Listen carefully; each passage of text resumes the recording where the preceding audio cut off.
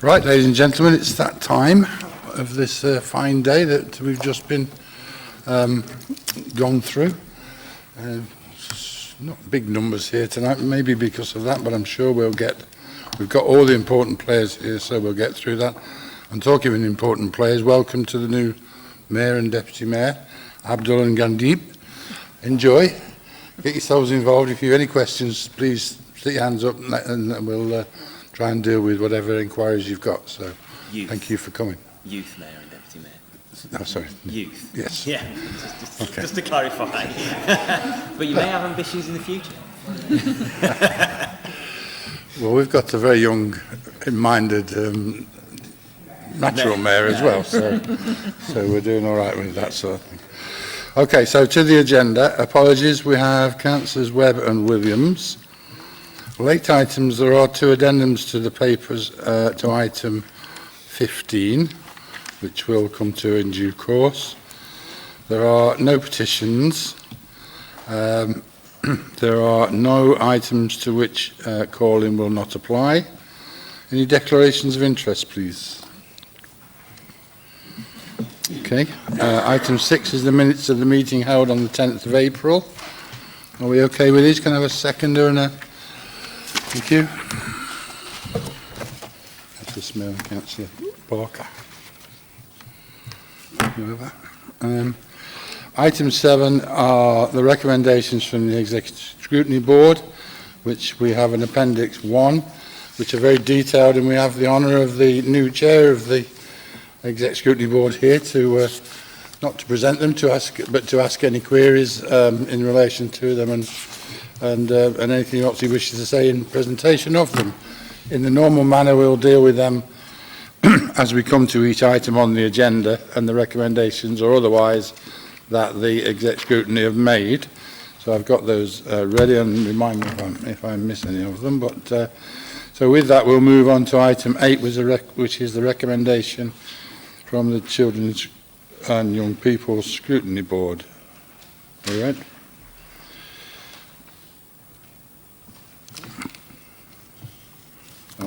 Where am I? It's a recommendation and it's in your minutes at item 8. Okay. Right, Children and Young People's Scrutiny Review Board. I guess that's going to be... Who's going to do that one? Andy.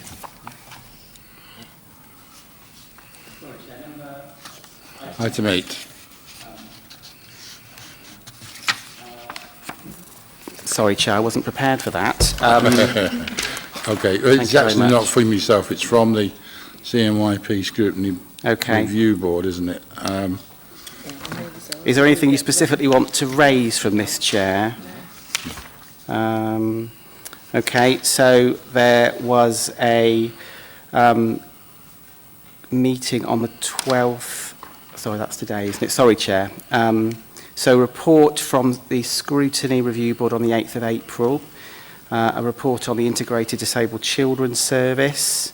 I'll assume that people have had a chance to look at the note of the meeting, and then there are two recommendations at the end to be resolved in relation to the current workload of the IDCS and pressures and developments in the service, and a recommendation to Cabinet to be made to pause the current proposal on SEND and rethink the process by which spend is being brought down in relation to the pressures on the high needs block and out of area placements overspend. So in terms of this particular set of recommendations, we are currently working with head teachers on a range of proposals that will tackle the challenge on the high needs block within the dedicated schools grant. That will be subject to scrutiny by Cabinet later in the year. And we're working with heads from both mainstream and special school settings, and also working alongside our Cabinet member in relation to developing the proposals. So I think my view would be that in due course there will be opportunity for scrutiny and for Cabinet to have a look at those options and proposals before any decisions are made. Okay, sorry, thank you for covering that. I haven't not been expecting to have to speak on it. Yes, Lisa.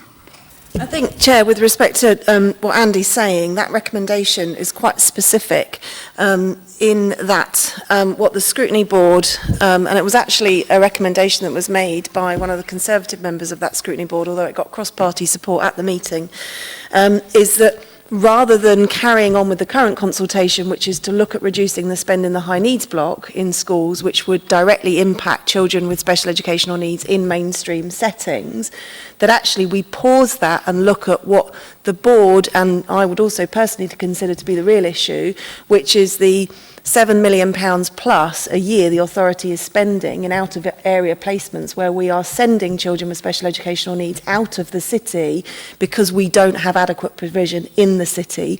And the worry, Chair, quite seriously, is that if you focus the reduction, and understand there's an overspend and there's a need to bring costs down, but if you focus the consultation on the high needs block in schools, actually what you will do is you will push children out of mainstream because it will make it more difficult for mainstream schools to accept children who have special educational needs. And actually it will end up costing the authority more money because those children will either end up then, young people will either end up then in enhanced resource units or in special schools or having to go out of area. So if the principle of special educational needs is to have children and young people in mainstream settings where we can, which is something we all agree with, I think the focus should be on providing the maximum support in mainstream settings that we can and actually looking at trying to resolve the issue of outer area placements and bringing down the spend in that area, which is about £7 million in terms of non-local authority settings and I believe about £2 million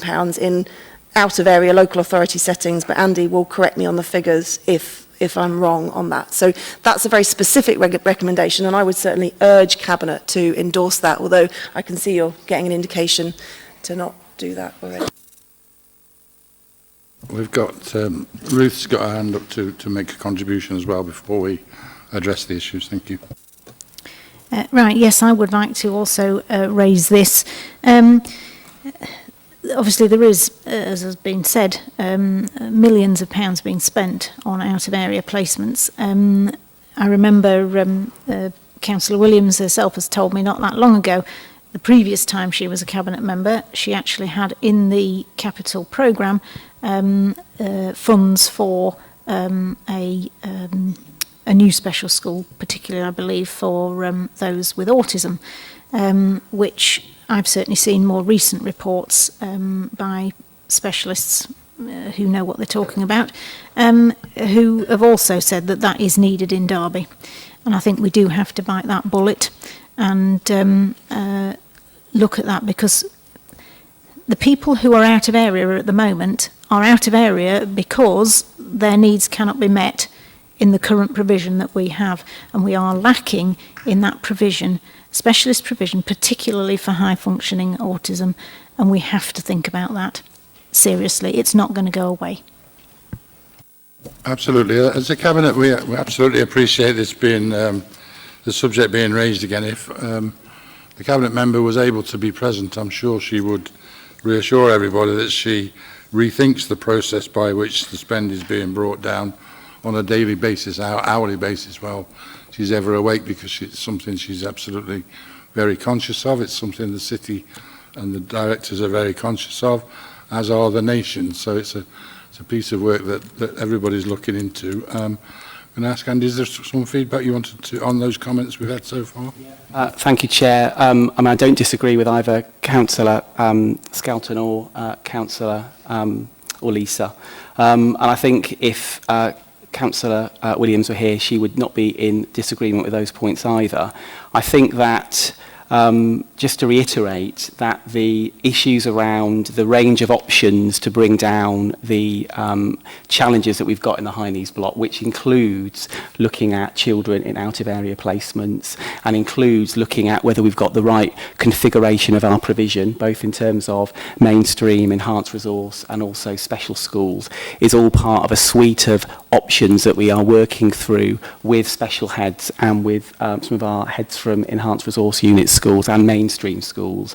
That will form part of a paper that will be coming through to scrutiny in Cabinet later in the year, probably late summer, once we work through and come up with a range of proposals and talk those through with Councillor Williams. So there will be opportunity to get into some of that detail, and part of that also, just to pick up on Ruth's point in relation to the need, is also refreshing our joint strategic needs assessment in relation to special educational needs as well, in terms of making sure that we've got the right provision in the right place, which also goes back to the paper that came here in October last year, which was that overarching strategy in terms of that evolutionary approach to where we are now and where we need to move to over the next 3 years. Okay, thank you. Councillor Ralston? Yeah, just on this, obviously, as involvement that I've had historically with this, I totally get the recommendations in terms of its premise, its understanding. But my concern is to pause the current proposal for SEND. Pausing anything at this point would be detrimental, I think, to the outcomes. Nothing has been decided. We've got to make some decisions based on the informative information that we're receiving back. I don't want to postpone or to stop any positive impact that these reforms might have, but I am conscious and agree with the majority of what's been said in that it's a bigger picture to look at, but it has to be tackled as a whole holistic view of SEND.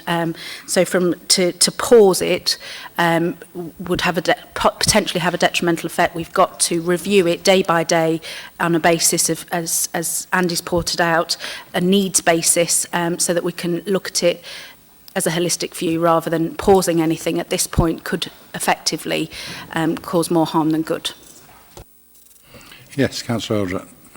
Just to be clear, Chair, as far as I'm aware, there is absolutely nothing in the current proposals which talks about reducing the spend on out-of-area placements. The current proposals that have been consulted on are purely about, or the ones that haven't been agreed yet, are about the high needs block in schools and the mainstream. So, Andy, are you suggesting then that there are new proposals that have come forward as part of those, as part of this work that actually do involve looking at reducing the overspend in out-of-area placements, or the spend in out-of-area?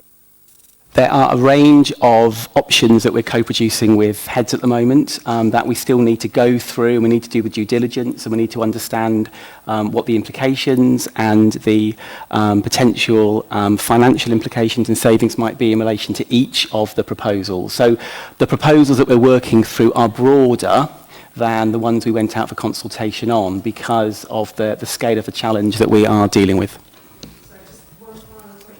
To also be clear that one of the concerns that has been brought forward by parents around this issue is there has been absolutely no consultation with parents on these proposals, either the proposals that were originally consulted on by with heads and schools, or the proposals that you're talking about that are being reworked. So will there be full consultation with parents as part of this process when the revised proposals are put forward?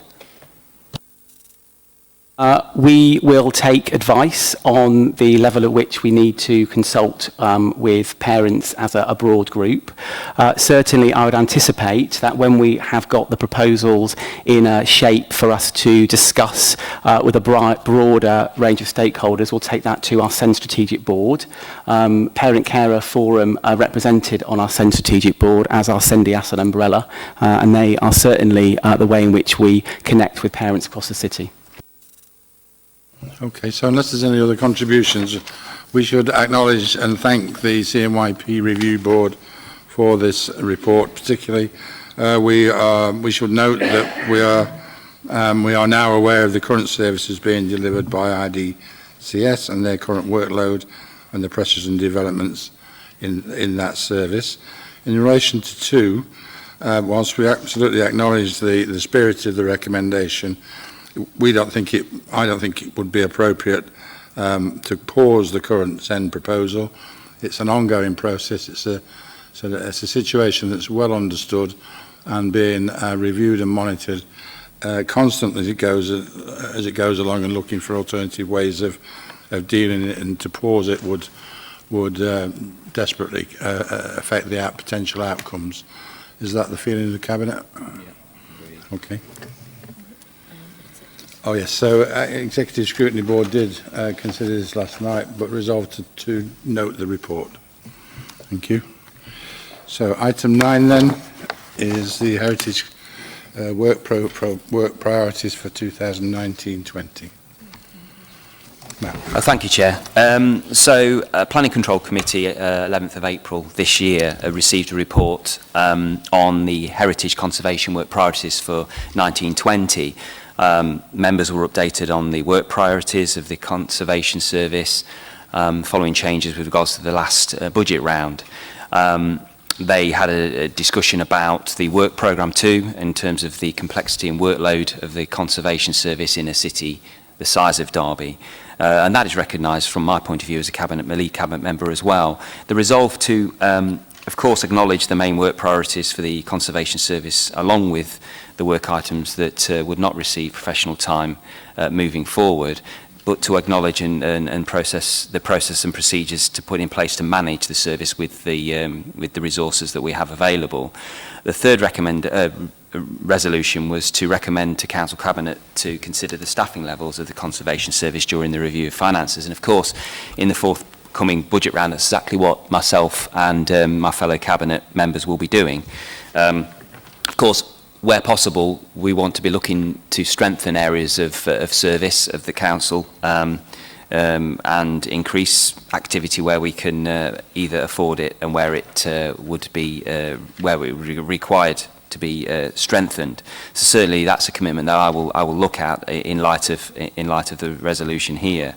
But of course, overarching, we have challenges to make savings too. So it's a balance. But I accept the resolutions, because exactly what we're going to be doing, or I'm going to be doing, is looking at this in the forthcoming budget round. I don't know if Catherine, have you got anything to add? No. Okay. So, any comments, observations? Okay. Well, Scrutiny looked at this last night and again resolved to note the report. So we'll move on to item 10, which is consultation on school term and holiday dates. Andy.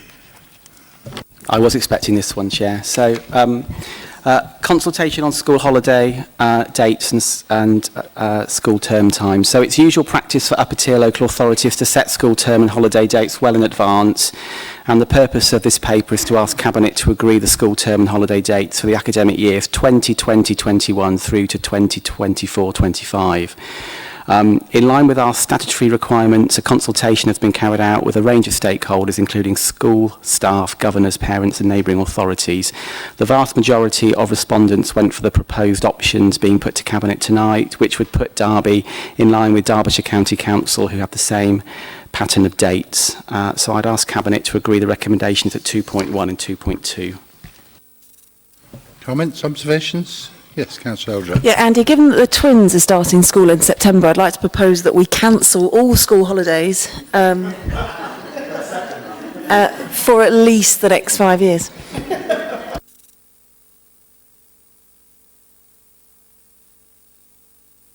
I know Give Councillor Eldred a special holiday. I know that Exec Scrutiny discussed this last night. There was some considerable discussion, but they resolved to note the report. Was there anything else you wanted to add, Don, at all? Okay, yes, Councillor Ralston. To counterbalance that then, Lisa, perhaps the Youth Council would like more holidays.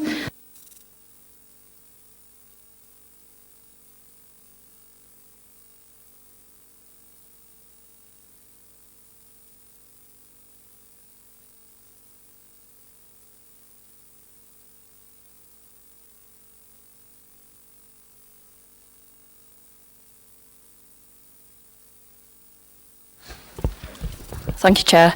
So the Property Improvement Capital Programme for 2019-2020. So the Property Improvements Programme for 1920, with a total budget of just over £16 million, was approved by Cabinet in February 2019 as part of the medium-term financial plan. This report seeks basically approval for changes to the capital budget for ongoing essential maintenance and property refurbishment schemes. So the recommendation is to approve the reallocation and changes to the Property Improvement Capital Programme for 1920, and those changes are set out in paragraph 4.4 of the Cabinet report. Just to run through the changes in section 4.4, some of them relate to essential element improvements. So there's an increase of 0.253 million, and there's elements around property refurbishment as well, including homes for older people, property rationalisation too, and also an increase in terms of energy and access projects. So that's around improving the energy efficiency of buildings and access to our buildings. What I will say is the total envelope of £16 million hasn't been increased or changed. It's just the reallocation of projects within that budget envelope that we're looking for approval on. Okay, thank you for that. I'm going to deal with the recommendations from scrutiny last night because they sort of follow on from what you've just said, Jane, in that the first one is that clarification be sought on the £16 million budget and whether it should include the Moorways swimming pool. That's the first point. And then the second one, if there was additional funding in the property improvement budget, given the query on £7 million funding for Moorways, then £1.6 million should be used on pear tree roof repairs. So maybe then you could cover those 2 points up to the point of whether or not we should spend £1.6 million on Pear Tree Library, yeah? Thank you, Chair. Yes, there was considerable discussion last night at scrutiny on this report, and there was clarity around whether the £16 million should include or shouldn't include the swimming pool. The swimming pool is part of the property improvement programme, and that was the reason why it was actually put in there. There was also question around if that was to be taken out, would there be a surplus, if you like, or an underspend within the programme, and whether that could be used for pear tree roof. There's no unallocated funds within the property improvement programme for that to happen, I think is the answer. Right, just to be clear, there is no underspend or available funds out of the property budget that could be used for any other purpose? That's correct, Chair, yeah. Okay. Councillor Anderson, did you want to add to that, or are you happy with that explanation? Just to add, Chair, that clarification was sought on those points, and that clarification was provided via email to every member of committee. And as yet, I've not had any replies before that meeting to suggest anything different. I don't know whether Jane has, but as far as I'm concerned, I accept them on face value. Okay, at least I've got you want to speak. I'll just deal with the third recommendation from last night before we move on, and that was to ensure that all boiler replacements be specifically justified in the light of the Council's commitment to the climate change emergency, and that we would expect alternatives such as air-sourced heat pumps to be available as a preferred option. I think, Councillor Holmes, you want to deal with that? Thank you, Chair. Just as a note, I think I've said this several times, but moving forward with capital schemes and related projects, we always look to integrate green technology, and that's going to continue. Obviously, in light of the motion, I'm sure there can be further discussion when we get that the Climate Change Board and Working Group up and running, that it maybe form part of that discussion as well, to ensure that the Council is delivering on its commitment. But I can absolutely assure you that we are already looking at those technologies and will integrate them where we can. Okay, so Councillor Eldred. Thank you, Jane, for the clarification which I received on email, but and it's possibly this is a question that you can't answer in a sense, not because you can't answer it, but the question is, why have we put a chunk of the Moorways funding into the property improvement budget when actually it's a new project? I mean, there is, it's a hole in the ground, right? There is no property there to improve, so it seems to me a little odd that we're putting part of that funding, and it's not all of the funding. So the question is, what is that money and where has it come from? Is it council money? Is it the LEP money? That was not clear from last night. But also, to be very, very clear, what this does highlight is that not not refurbishing Pear Tree Library is a political choice. You are choosing to not do that. There is money potentially that could be used in the property improvement budget, and the changes can be made as been outlined in this report, but you are choosing not to do that. So I think, you know, it's worth stating that again, but actually the question is, why is the Moorways, why is this money in, you know what the question is, I'm not going to say it again, but it doesn't seem like this is the right budget for this work, and where is that money coming? Is it the LEP money, or where's it come from? Thank you. Ed sort of anticipated the question and spoke to Don McClure about that, and I think he's got the answer for that. Thank you, Chair. Just for clarity, I was also at the Exec Scrutiny Board and listened to the discussion around this. I think in hindsight we will have a look at where the figures are presented in this report for future occasions when they come to Cabinet.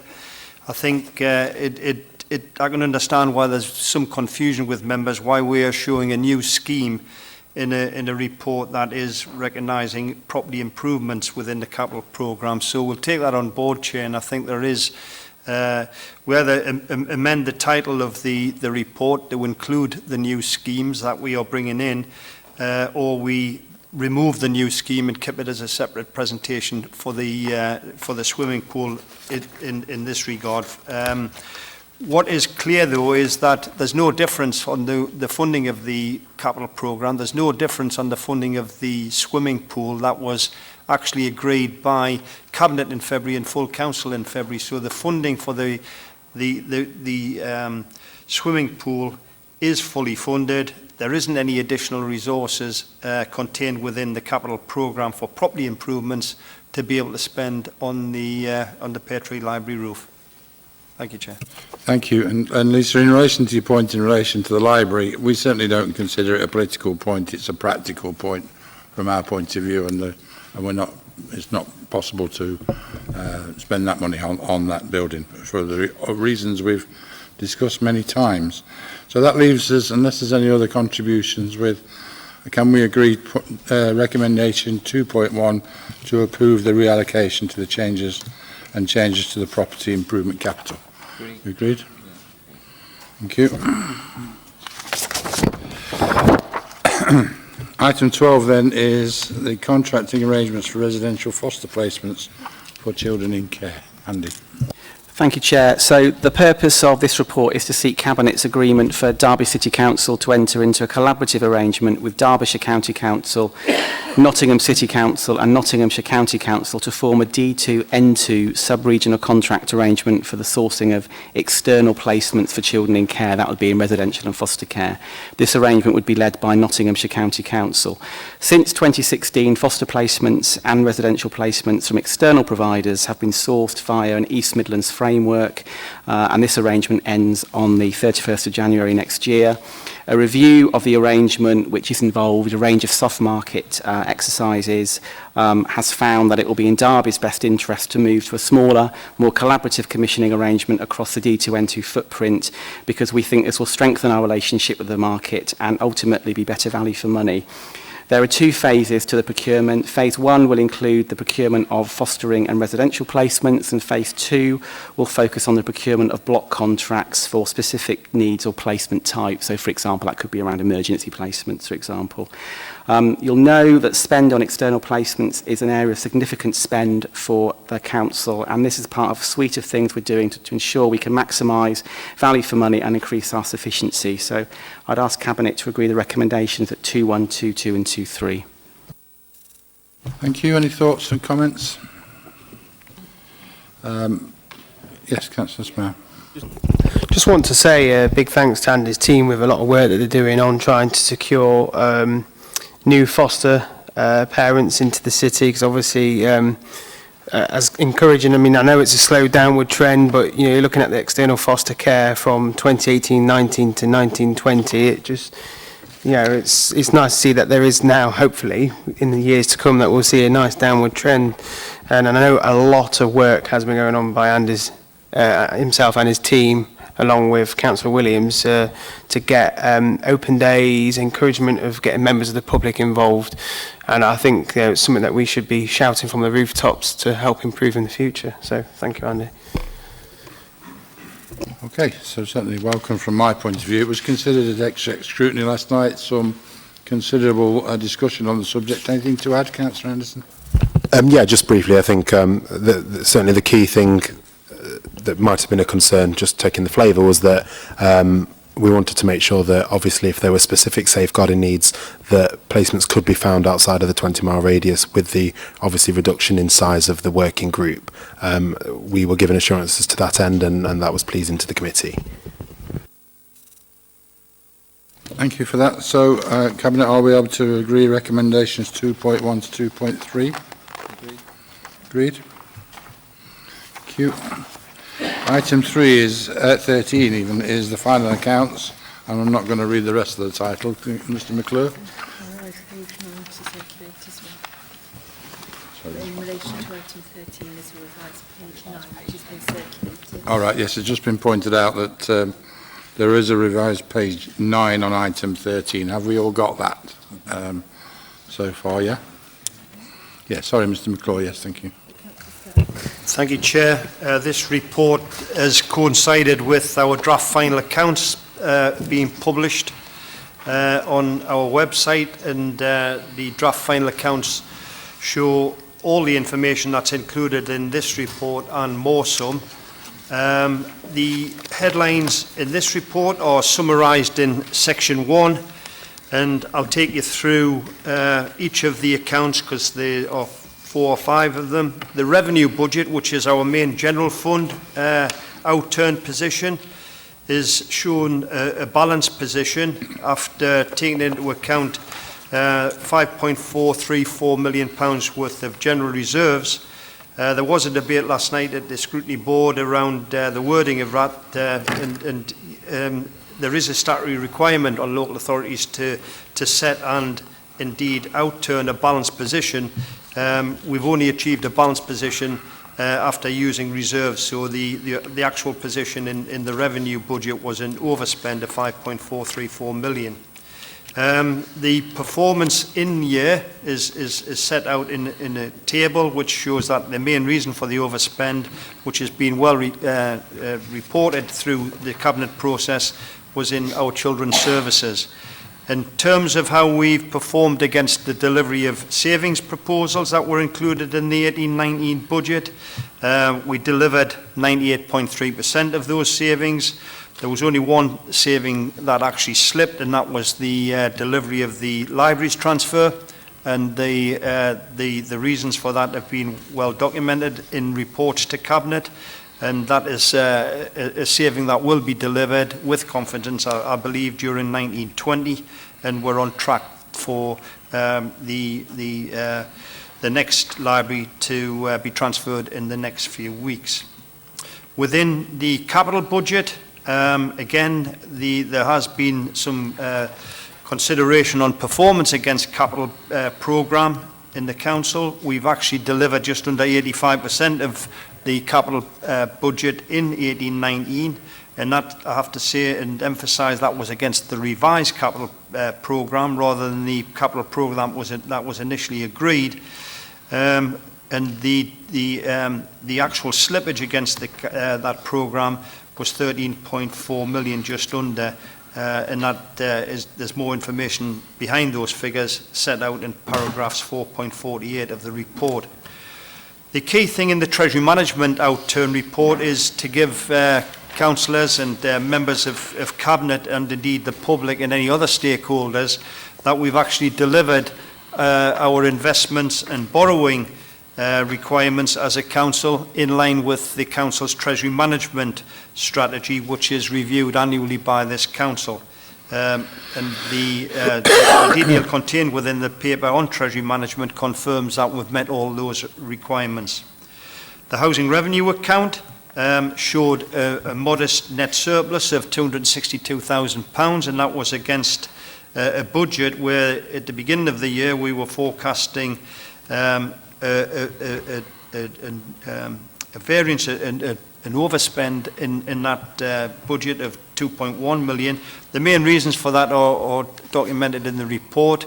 We'd built in some provisions around the impact of universal credit on rent income, and it has shown that the rent receipts have been actually higher than what we were budgeting for, so there is a positive outturn, and that's been factored into the outstanding, the increase in reserves as at the end of March within the housing revenue account, and they've been, our housing revenue account business plan, 30-year business plan, has been updated accordingly. Over the page, we've touched upon the well-known now pressures that we're facing within dedicated schools grant, particularly around the high needs block, and the outturn position in the dedicated schools grant showed a deficit of just under £2.8 million, and the impact on school balances is also highlighted in the report, where the reserves have moved from 10.8 million down to 8.4 million. The main reason for that is due to more and more of our schools becoming academies. The collection fund is a key part of our budget setting process, where we need to make estimates against council tax collection and business rates collection.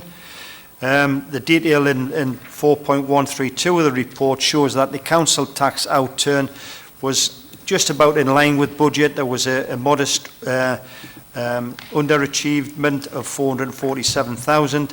That said, there was a significant underachievement within the business rates forecasts, and that was mainly due to our forecasts around appeals for rateable value reductions not being as high as we actually outturned that. There were more successful appeals, which resulted in more refunds than we forecasted, and we'll be putting that right as part of the next round of budget planning in the current year. Chair, there's a lot more information in the report supporting those headlines, and there are 17 recommendations included in the report as set out in section 2. Thank you. Thank you very much, and thank you and your team for the consistent work and timeliness of these reports and their outcomes. Any comments, observations, general, before we look at the recommendations from corporate scrutiny last night? Yes, if you want to do from now. Thank you, Chair. Just to say that one of the positives from all of this is the great work that the officers have done to get this information out and on time. We've come from a very difficult time when, let's be honest, the accounts were severely delayed for a number of years. There has been significant challenges posed on the integrity of on the outturns of some of those reports historically, and we're in. Just want to thank them for their contribution to getting these figures out and timely in their manner. There are a number of issues that I believe will be talked about during the executive scrutiny recommendations that I'll tackle as and once they've come forward, but just to note our thanks initially for that. Okay, yes, thank you. There was obviously quite a lot of discussion at the exec scrutiny last night, out of which came 3 recommendations. The first one is to conduct a review across all base budgets, across directorates, to ensure that the correct allocation has been made, so there's no risk of overspend in 2019, 2020 and future years. Just an observation there, that's what I assumed the MTFP was all about, but we'll take that as it is. And then to specifically revise the budget for children's services so there is enough money in base budget to ensure that there is no overspend this year. I'm going to put them all because they're all sort of interlinked and some semantics in there. But so the second one is to amend the wording of paragraph 1.2 in order to be open and transparent. The wording should state that the overall budget for 18-19 has been overspent by £5.4 million before the use of reserves. What it says is, with the use of reserves, there's a balanced budget, but we use £5.4 million of reserves to achieve a balanced budget. The third recommendation was to amend recommendation 2.1 to read, to note the overall general fund revenue outturn position for 18-19, subject to an external audit, which shows an overspend of 5.4 million. It's the same question in the other way around as far as I can see it. But Councillor Ralston, did you want to answer those points? Yes, thank you, Chair. Just in relation to the first point, based on the base budget, just like to remind members that this budget was set back in January 18. So this is based on a baggy budget, a previous administration budget, and therefore has been reviewed throughout the year. I take budgeting extremely seriously. We've already put into works our programme of our MTFP workshops, which start on the 26th of June of this year and will be done regularly and tackling every budget line within this council and looking at everything from start to finish. So I appreciate the thought process behind it, but it's already being done effectively going forward. In relation to the wording elements of this, I think this is just semantics in terms of number. We couldn't get any more open and transparent. It's in 1.2 that we've had to use reserves. It's as clear as day.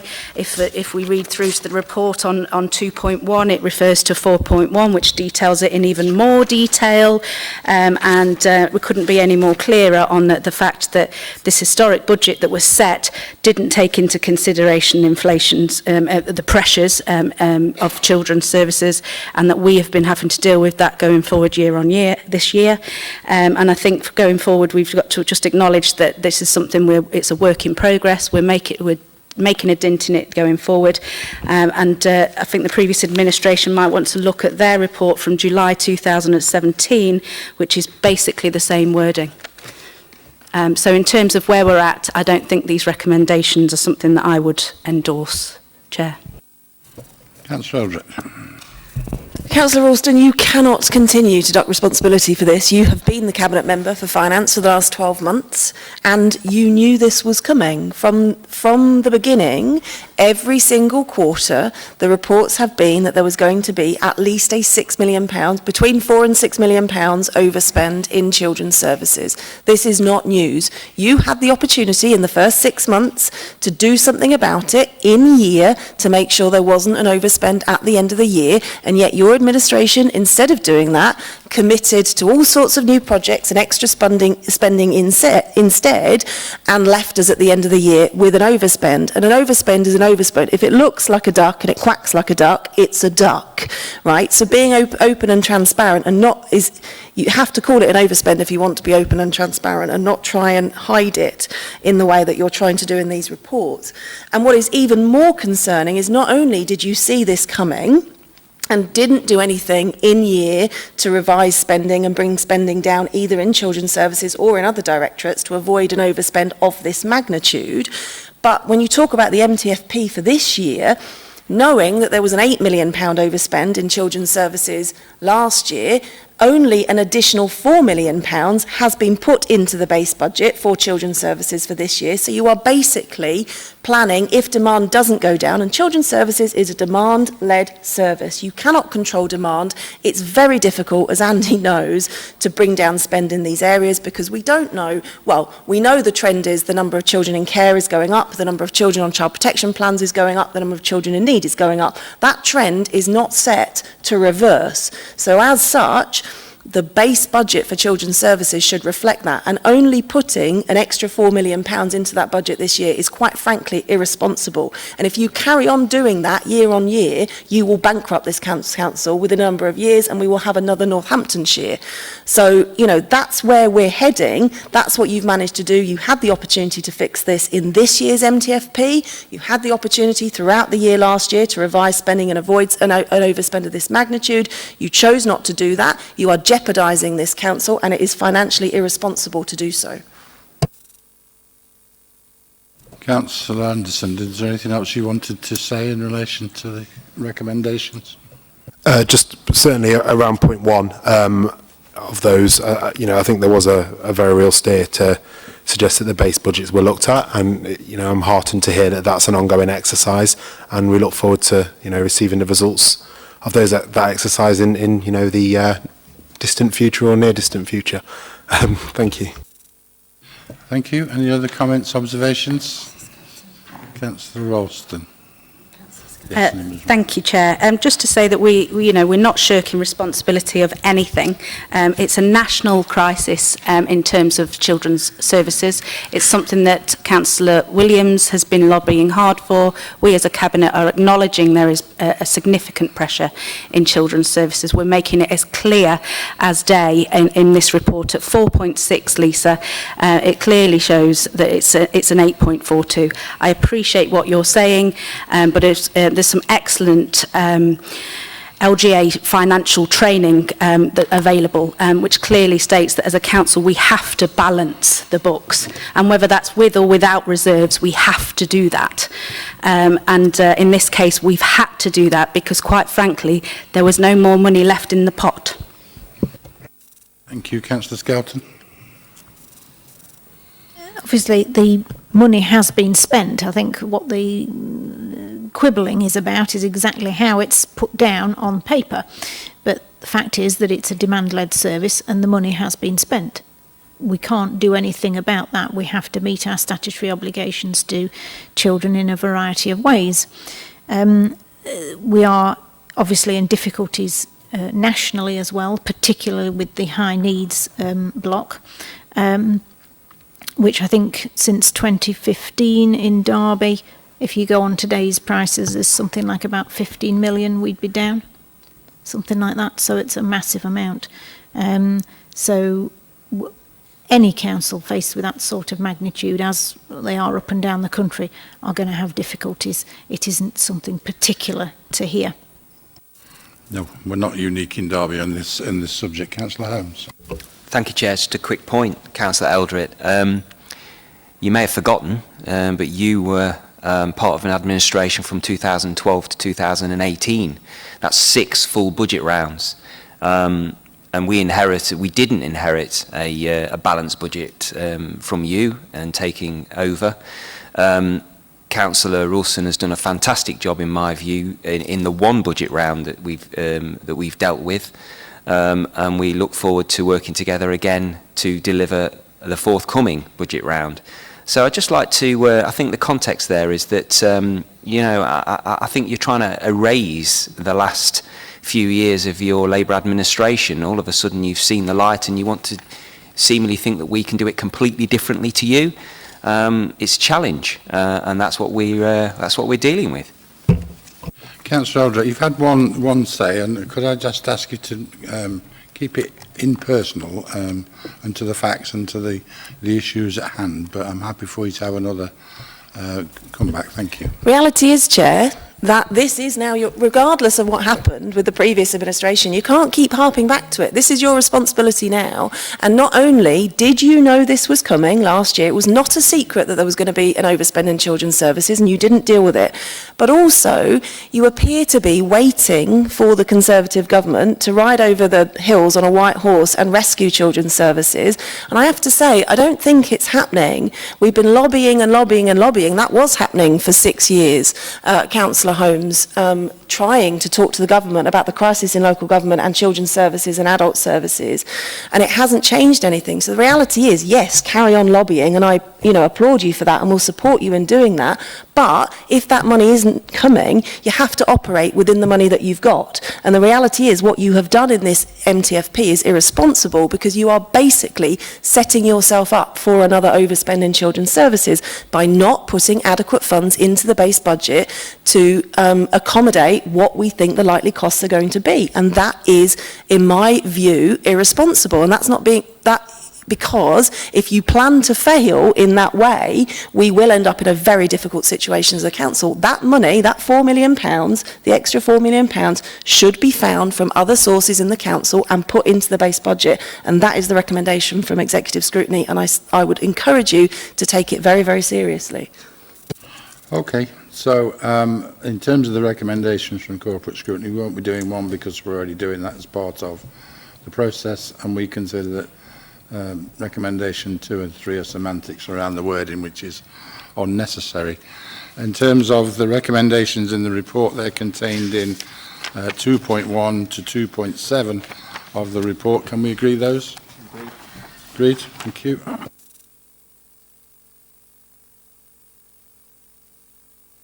So, item 14 is the council plan for 2019-2023. As the author of the introduction to this report, I would indicate that I'd direct you towards that and the content of my introduction, because what I am saying is that I am entirely proud of being of living in Derby, of running the administration in Derby. We're presenting a bold vision, a strong plan, and we care about our communities. We will deliver value for money and in an open and transparent way. Derby's got real strengths, great ambition, and we have a strong and diverse community. We must be adaptable and innovative in our response to the light of the changing economic situations. We will focus on all things that matter. We will promote a healthy and happy lives. We will look to our environment, all our communities, and look to foster ambition and aspiration within our communities to help us in our education, wealth and employment throughout the city. We have to broker and drive effective partnerships along the way to secure inward investment, and we have to make positive choices for the city. We are committed to raising the region's, Derby City's profile in the region, nationally and globally. This year will be about delivery for this administration, delivery for Derby, delivery for Derby's people. A successful Derby is rightly proud of its people and its heritage and is ambitious for the future. We've come a long way in the last 12 months. We've got another 12 months to take it further, and we have a lot to do. And this plan sets out our clear vision for that, and I would endorse the plan to yourselves. It will, of course, be followed up by a delivery plan, which will detail our plans in relation to such things as minimising the gender pay gap and such matters. But we're still working on the delivery plan, which we anticipate will come to the next cabinet meeting. Any comments, observations for starters on this one? Yes, Ruth. I hope, Chair, obviously in light of the last full council meeting and the motion we passed about a climate change emergency, that whole agenda will be weaved throughout the whole of this document quite clearly for all to see and taken forward as a priority. Yes, Ruth. It was discussed last night, I think, at exec scrutiny, and we acknowledged that the issue of climate change is thin in terms of the actual plan, but it will be, as you say, woven in throughout the delivery plan and given full consideration and its due priority amongst everything else that we have to do. But yes, certainly thank you for raising that point. Councillor Hopes. Just to add, actually, Chair. Sorry, I think there's. Sorry, following on from Councillor Skelton, there was there's actually, I believe, a recommendation missing from this, and the recommendation was, in addition to putting issues around the gender pay gap and highlighting that, to actually put wording around the climate emergency into the council plan. And I can't remember exactly where, and I can't remember exactly the wording, but I'm sure that was a recommendation from executive scrutiny last night. Dom, am I right?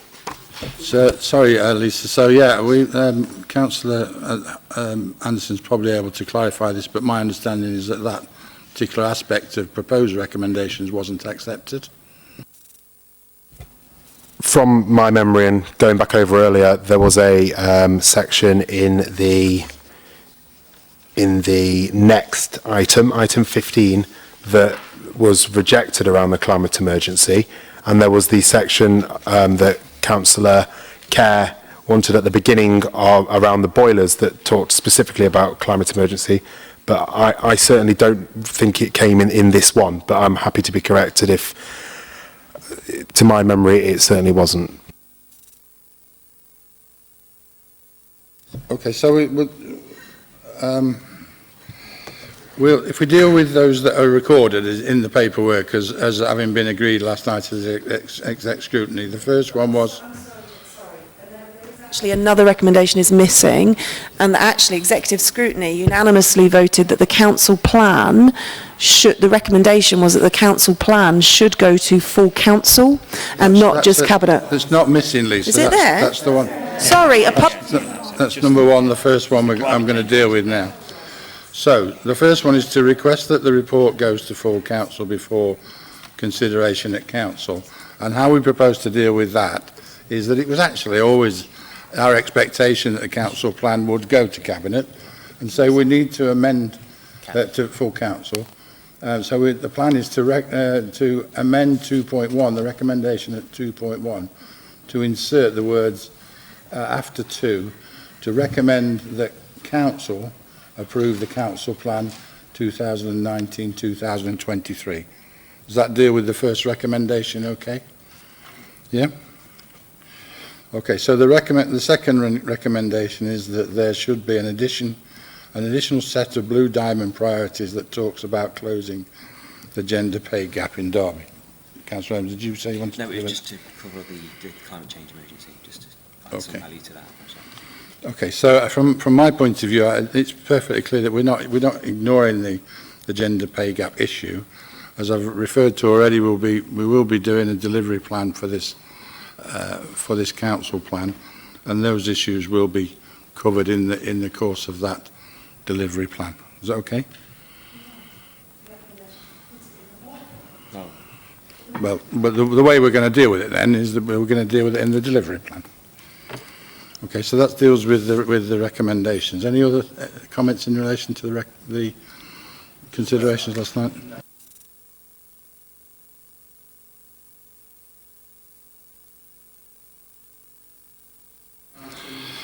Councillor Holmes thinks he can cover that off, so yes.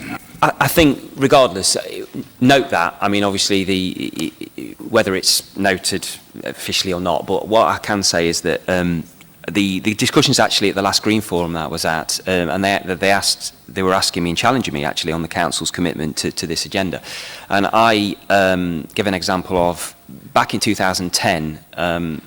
When actually part of my portfolio was directly on climate change. I think it was called climate change back then, in terms of the portfolio.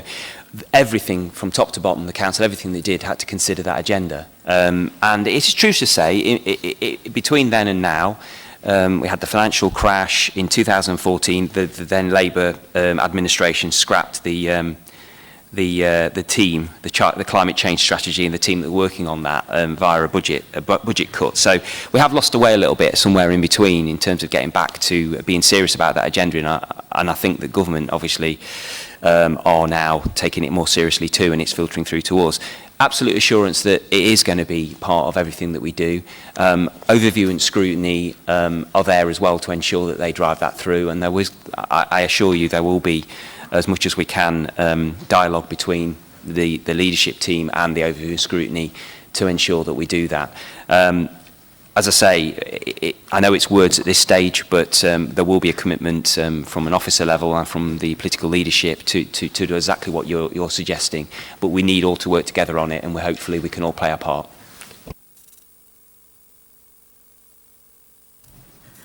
Okay. What I thought around the actual recommendation seems to be correct. There is a paragraph within the minutes of the actual meeting where it starts with councillors noted the brief mention of last month's commitment to carbon emissions and follows to the end of that paragraph. I think there was then a discussion about it being prominent in a delivery plan.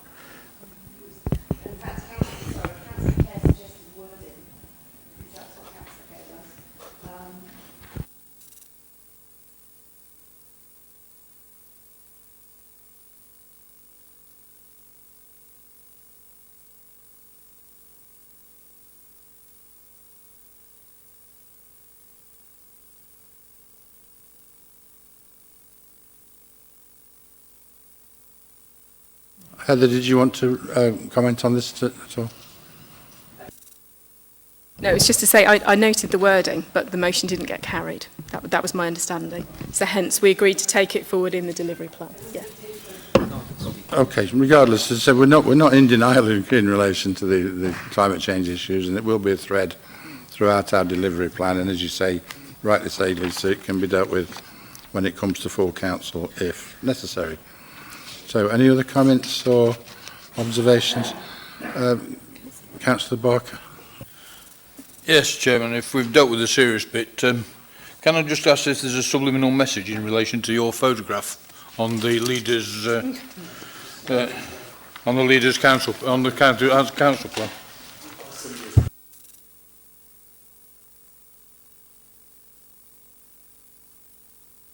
Just before we finish on it and go to the recommendations, this has been a piece of work that we've done. This is not just the Conservative councillors' council plan, it's the council plan for the city, and the Chief Executive's been working with us on this for some considerable time. I wondered if you wanted to add anything, Carol? Thank you, Leader. I think we've got all of the main points covered, to be honest. We just look forward to now delivering it and bringing forward the council delivery plan to support it in July. Just one thing I would say, the recommendation 2.3 does actually delegate authority to both yourself and me to make any changes to the plan to make sure that we keep it up to date, because in reality a council plan is only ever a snapshot, and it needs to be a living and breathing document, and inevitably new issues will come to the fore and they need to be featured in the plan. So the discussion we've had, for example, around climate change, using that as a particular current example, there is no reason why we can't adapt the plan to make sure that that's kept up to date. Thank you, and thank you and your officers' work on this, and also acknowledging the trouble that we've gone to, or that you've gone to, in terms of consulting with the staff for their input to the diagnostics and other work that you've done with the staff, so that they, like us, can own this plan and help us drive it forward. So thank you for that. So we just have to then agree the amended recommendation 2.1 and 2.2 and 2.3. Is that agreed? Agreed. Okay. Thank you. So item 15 then is compliance and contract and financial procedure rules. Mr. McClure.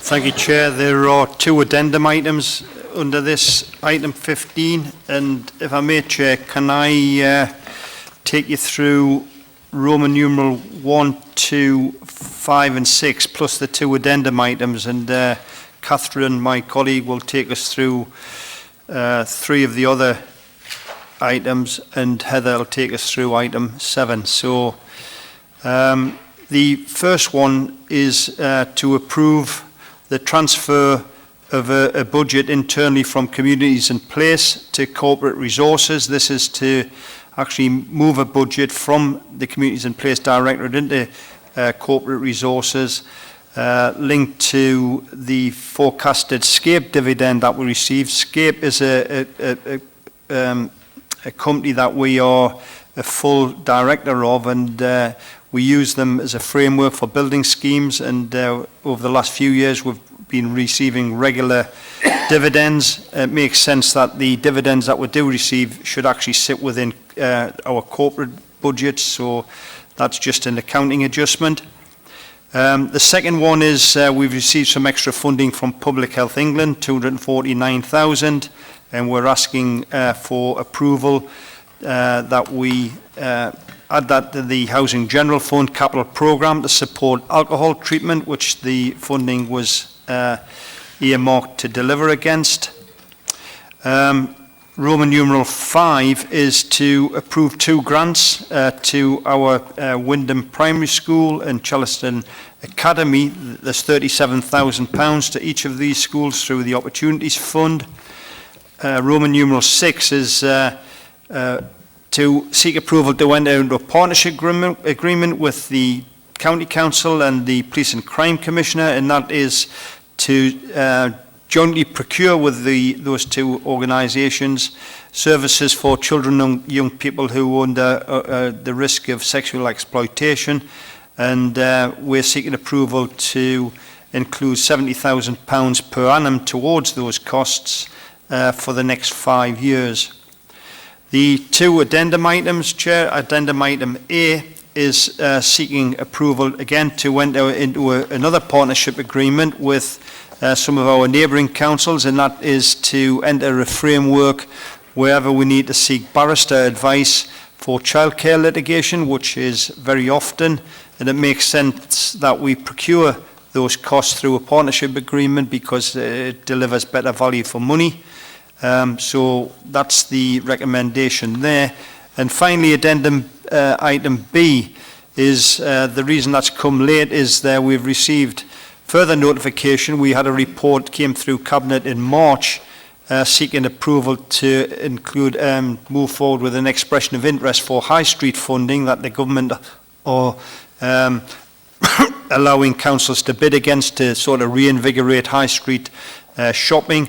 They've subsequently come forward with a further pot of money around high street heritage action zones, and what we're asking Cabinet approval for before the 12th of 9 deadline that the government have set is to include another expression of interest. This will not commit us anything to Chair. If we get through the expression of interest round, we will bring a full business case back to Council before we consider any value for money around match funding and the likes. So those are the 6 that I want to draw to your attention. I think Catherine Williams will mention the reference to the other 3. And then Heather. Catherine, yes. Okay, thank you, Chair. Bullet point 2 is asking Cabinet to approve the award of a grant to the University of Derby. This grant is being funded by a successful bid we've made to the D2 Business Rate Retention Programme. And the purpose of the grant is to enable the University of Derby to commission feasibility work into the concept of a science and innovation zone at Infinity Park Derby. And this is the next big concept for us in taking forward Infinity Park Derby as a key strategic employment site within the city. The main components or projects, if you like, within the skills and innovation zone are we already have the iHub, which is fully occupied and doing very well and very successful. Within the iHub, we've recently welcomed the Advanced Manufacturing Research Centre. One of the projects is to enable them to build a permanent facility in the city, and the other 2 are around a skills academy and grow on space for the iHub. So that's the purpose of the grant to the university, to enable them to work up further proposals around that. Bullet point 3 asks Cabinet to approve match funding for 2 projects, the Mainframe project and the Way to Work project. Both of those projects have been provisionally awarded European funding, and we are part of a consortium across the D2N2 area to deliver both of these projects. The Mainframe project is around supporting digital creative businesses to access support, coaching and funding through workshops and events, etc. And the Way to Work project is to support individuals and businesses to help people from the most disadvantaged parts of the city gain training and employment. The match funding requested, it totals £250,000 that will be funded from the business rates pilot reserve. The final one I will talk through with Cabinet is relating to the request for a waiver around a River Lights muck shift request, and we had some interesting discussion around that term last night at executive scrutiny. The River Lights site is being used as the site compound for the next phase of our City Our River works in the city centre, and now that the contractor North Midlands Construction is on site, it's clear that a significant amount of soil on the site has to be removed from site. We've looked at various different ways in which we could contract with somebody to deliver that, through extending the existing contract, approaching an alternative contractor, and we've also benchmarked costs. And after quite a lot of work with our procurement team, we've determined the best way from a value for money and a programme perspective is to request a waiver to enable us to directly award the contract to North Midlands Construction to remove the muck from the site and enable the project to proceed. Thank you. Thank you. So it is muck that actually wants shifting, so the titles, this is what it says on the tin, yeah? With a bit of leading. Heather, I think you're going to deal with that bullet point, Roman numeral 7. I'm just going to take any comments, observations on what we've had on this article, on this item so far, before we move on to that. Is there any comments or questions for either Don or Catherine? No? Right, so Roman numeral 7 then, please. Okay, thank you, Chair. This is a request to use Delivering Differently reserve funding of £1 million over 2 years to fund resource that will provide specialist change and project capacity, knowledge and skills for making improvements to council services. A diagnostic review was undertaken over the autumn and winter, which informed not only the council plan, and also identified the urgent need for change with respect to simplifying processes and procedures, maximising our IT systems and digital technology, and improving organisational culture, with the aim of making the council modern, efficient and fit for purpose. This can't be achieved without dedicated resource, so people who will work with managers across the council, sharing their experience and skills, challenging, breaking down silos to try and make improvements to services. Benefits will be very closely tracked to ensure value for money, linked to the council plan priority of focusing on the things that matter. Further details will be contained in the delivery plan, which underpins the council plan, and also, I was going to say benefits will also be tracked through the medium-term financial plan. As we discussed last night at scrutiny, the programme itself in detail is still being scoped up, but we hope to do that, to finalise that very soon. The subject to Cabinet endorsement for the use of funds, the current Delivering Differently team will be reconfigured following consultation and approval by Personnel Committee. Last night at scrutiny, there were obviously a number of discussions, one of which related to where the existing team are currently supporting capital projects. I would just like to reassure Cabinet that a phased transition has been arranged and a further capital project programme review is underway to ensure that there is appropriate project support that will be brought to Cabinet in due course. I think there were 3 recommendations made by scrutiny last night. I'm happy to go through those now if that's acceptable. Yep. Yeah. Okay, so the first one was that a briefing/report on the last 2 years' work of the Delivering Differently programme should be provided, of which we're happy to do that. Just to be clear, I don't remember the actual recommendation being specific on how many years. I just think we talked about so if the project, I mean, I didn't know the project had been quite running for exactly 2 years, but I think that we're, as long as we're briefed on what's happened, I think we feel confident. So that was probably more what that one was about. So just a briefing on the work that has been done so far. Okay. So from my point of view, I don't have a problem with that. 2 years seems a reasonable period to look back and see what has been done, what has been, because that might well inform what you intend to do with the process going on. So if that's not too much work, then I think that's certainly something which would be advantageous. Thank you. So we can agree the first one. The second one? The second one, as we've said, benefits will be closely tracked and we're happy to provide regular updates on this. I think Councillor Stanton suggested the Executive Scrutiny Performance Forward Plan, which we're happy to do. From my point of view, again, appropriate action, I think, to take when we're looking to make these improvements. My only query with it is the word quarterly, because I'm not sure it will be appropriate quarterly. I think there'll be stages where it's appropriate to feedback when appropriate progress has been made. So if you're okay with us not tying ourselves down to actually quarterly reports, but absolutely, well, Cabinet will be requiring regular updates anyway, and they'll be certainly passported to executive scrutiny, if that's okay.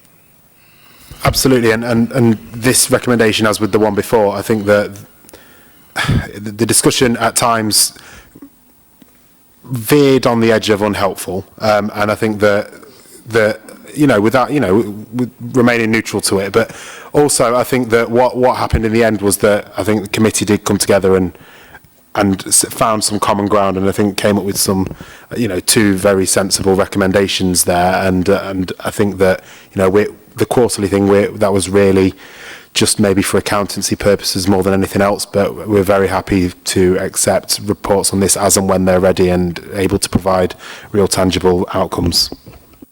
Super. So the third recommendation for some clarification on the purpose of this one, I think. So it probably, isn't quite worded exactly the way Councillor Kerr, who brought it forward, meant it. So I think what Councillor Kerr meant was that when ideas like this, plans like this, go into the media, they're instantly met with scepticism, and it's almost because they're like, oh, the council's spending money on this again. And it was also noted that perhaps political parties don't always help that rhetoric. So I think what Councillor Kerr, without speaking directly for her, what Councillor Kerr was getting at is that the work is done to sell the value of this initiative to the public, and that making sure that there's a communication channel that is always open, and I'm sure it already exists within the council, but to make sure that the public are aware that this £1 million isn't just, just chucking £1 million at something. It's more about actually delivering savings as well. And so that's what I believe was the flavour of what Councillor Kerr meant. However, I'm aware that it doesn't say that, so.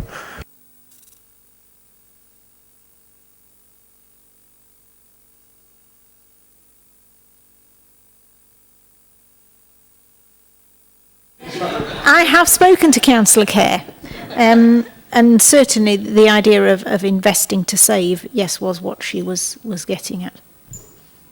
Okay, and I think it is a relevant point that we need to sell the plans and the ways that we try and change council services to the public, and there will be consultation with staff around changes in the system, in the team. And there will be where the team identify potential savings or potential changes that are beneficial changes, then absolutely wherever appropriate we will tell the public about it and consult with them if necessary. So yes, we will do our best to sell it as an investor save programme.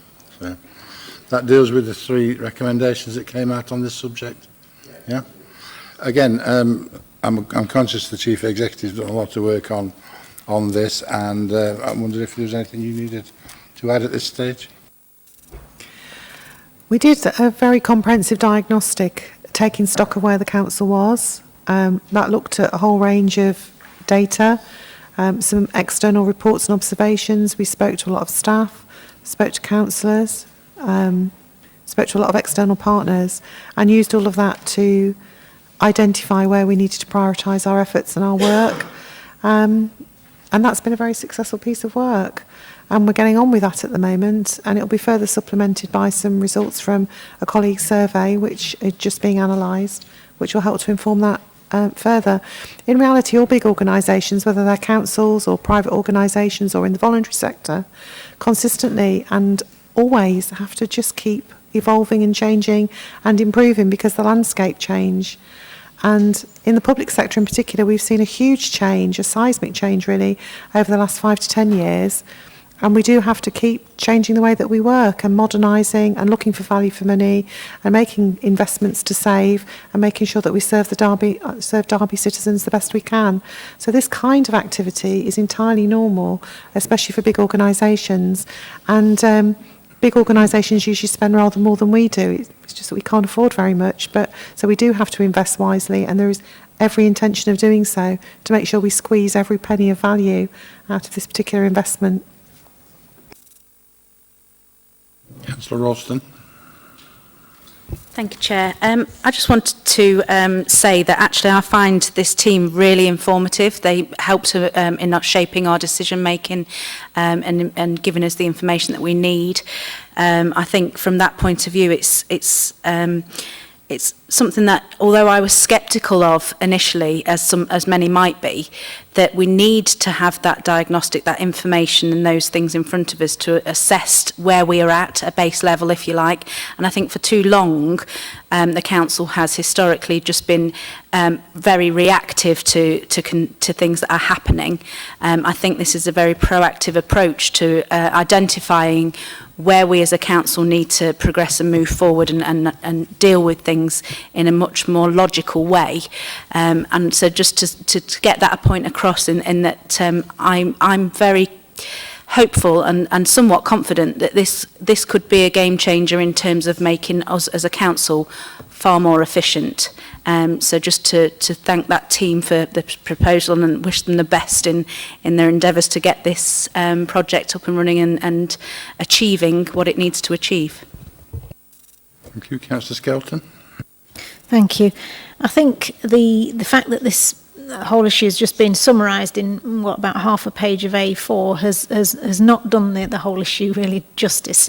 Obviously what's been said has given an awful lot more detail, and perhaps sometimes with these sorts of things more detail needs to go out. There's press briefings or things like that to start with, because obviously in the media there has been some negative comments about it.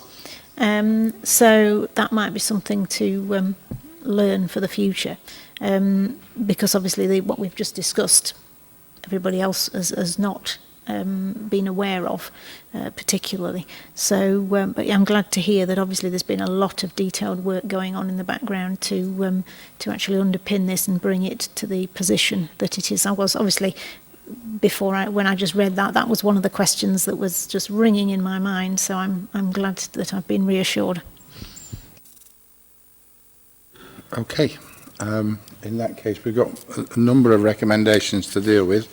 On the original item 15, we have recommendations 2.1 through to 2.9. Can we agree those? Agreed. In item 15, addendum A, we have recommendations 2.1 and 2.2. Can we agree those? Agreed. And in item 15, addendum B, we have recommendation 2.1. Is that agreed, please? Agreed. Thank you. So item 16 is performance monitoring quarter four results. I think Heather probably. Thank you very much. Yes, this report presents the quarter four and the annual performance results for the council delivery plan and also the council scorecard. So I'll just take you through the key points quickly. So in terms of the annual delivery plan for 2018-19, as shown at 4.3, 75% of actions in the delivery plan were either completed or on track at the end of the year. So key achievements are listed below. So for example, the embedding of the requirements of the Homelessness Reduction Act, our continued work in supporting residents to remain safe and independent on their own homes through, for example, Healthy Housing Hub and the Disabled Facilities Grant Services. I'd also point to,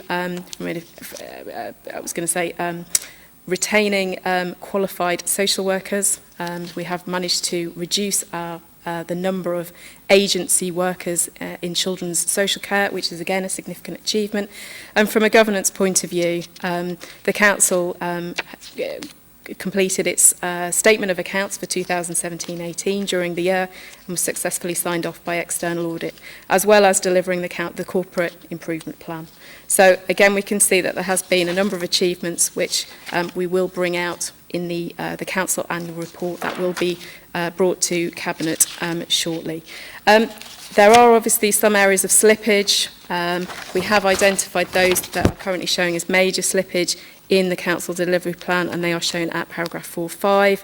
So, for example, the waste processing centre in Derby and also the A52 projects that have been reported on extensively throughout the year.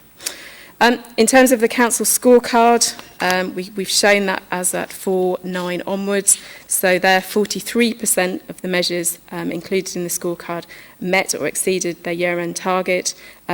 Nearly half, so 49%, saw improvement compared to the same period last year, which is positive. Again, at 4.12 onwards, we've listed areas of strong performance, and at 4.13, we've shown areas where, again, performance has fallen below, I think, what we'd expected at this point. These have been very well reported on throughout the year, and also we've had an active performance forward plan through exec scrutiny. In Appendix 4, we've actually shown all of the work that's taken place from an improvement point of view. There are detailed appendices on both the delivery plan and the council scorecard, which just provide a bit more information in terms of the context that's sitting behind the measures and what actions officers are taking. I do think this is quite a positive report, in which actually demonstrates the amount of work that that colleagues and councillors have put in throughout the year to supporting better outcomes for the residents of Derby, and that is something that we will bring out in the annual report. I'm happy to take any questions. That was good timing, Chair. Would you like to take back over? No, I'll carry on. Okay, no. No, thank you very much. Extensive report as always, and very important report as well. We need to know where we're headed, both in a positive manner and areas of travel, so we can improve and mitigate. So, do we have any questions, Councillor Skelton? Just really obviously noting in 4.13, obviously with the issues within CYP, and particularly with education and healthcare plans. Just really thank you for being open and transparent about the scale of the problems that we face as a council. Actually documenting things down as they are actually should help with the lobbying that we actually do need more money to run these services properly and do justice to the children. Thank you, Councillor Skelton. Councillor Ralston? Thank you, Chair. Again, just to reiterate that the risk register for me is a really important document. It's a really good and easy way for me to identify the positives and the negatives that we've got to work on. And again, thanks to the team for this, because it really does give us an excellent working document that we can look at on a regular review to sort of focus on where we as a council need to improve. And the team there within this do a really good job of pulling out and being open and honest and transparent about the things that we do need to tackle and challenge amongst this council. And so it's a really useful tool, and thank you very much. Absolutely. Councillor Barker? Yes, thank you. I suppose if this was a school report, you would turn around and say you could do better. And that's the beauty of this report, really, because I think given the last 12 months that we've gone through with massive financial difficulties, with a massive change in relation to the personnel and the hierarchy of the personnel within this organisation, changing of processes, changing all sorts of things over the last 12 months, I think that, as Heather quite rightly says, it's reflected, and it's not a bad report really, but from a public perspective, of course, they see the negative figures rather than the positive figures. But the one beauty of it is that I think we all know, and the officers all know now, where we actually are and where we're heading. And that's the beauty of this and the ongoing reports that Heather produces, because we see hopefully a steadier improvement in all aspects of the council's work and the council's duties to both internally and also externally to the public as well. And so thank you, Heather. As I say, I just hope it isn't seen in that negative light, because it isn't negative. We know where we were. Now we know where we're going. Thank you. Yeah, absolutely. I think we'd all be a little bit suspicious and worried, actually, if the report was glowing, all green, all systems go, everything's fantastic. We know that this organisation, like many others, faces challenges, and it's how we deal with those, and it's how we ensure that we know what those challenges are and we have a pathway to dealing with them. And that's exactly what this report shows us each time it's brought to Cabinet. And again, I'd just like to reiterate thank you to the officers for their hard work in putting this together for us. It's a very useful tool for the Cabinet and leadership to steer this council in the right direction. Any other? Oh, sorry. Scrutiny, executive scrutiny, resolved to note the report, Chair. Just move the recommendations. Move the recommendations, which are 2.1. All agreed? I think that concludes the business. Thank you very much.